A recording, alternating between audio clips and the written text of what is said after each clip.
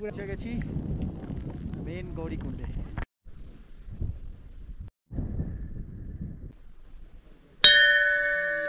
ওই যে দেখো গণেশজির মুখটা পুরো ভিজিবল এখানে।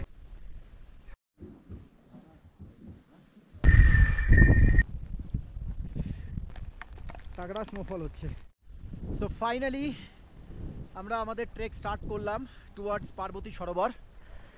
সাডেনলি মহাদেব দেখা দিয়েছেন এবং ওয়েদার যা আমি সকালে দেখিয়েছিলাম তার থেকে অনেক পরিষ্কার হয়ে গেছে। ওম নমঃ শিবায় দাদা। পার্বতী সরোবর হয়ে আমরা গৌরীকুণ্ড হয়ে নামবো। এই চোখের সামনে দেখা যাচ্ছে। হর হর Mahadev. Till now very fit and fine. এই অক্সিজেন কম, তার উপরে পুরো স্টিপ চড়াই। এটার জন্য কোটি টাকাও ফেল। ওই যে মন্দিরটা দেখা যাচ্ছে ওইখানে, ওই মন্দিরটাই হচ্ছে পার্বতী সরোবর, ওর নিচেই হচ্ছে পার্বতী সরোবরটা। সব রেলিং করা আছে এখানে।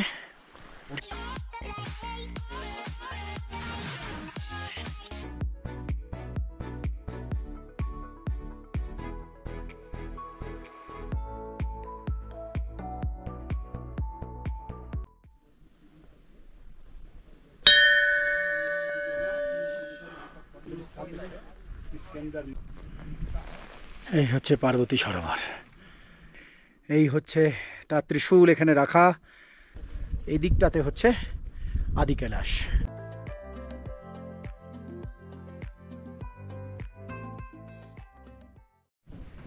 এই যে এখন দেখাচ্ছি এটা হচ্ছে পঞ্চপাণ্ডব পাহাড়।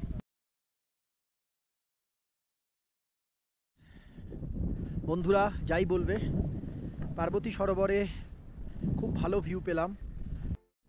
বন্ধুরা ওই যে দেখতে পাচ্ছ অতটা চড়াই করে উঠতে হবে ওখানে, তারপরে ওখান থেকে আবার গৌরীকুণ্ড।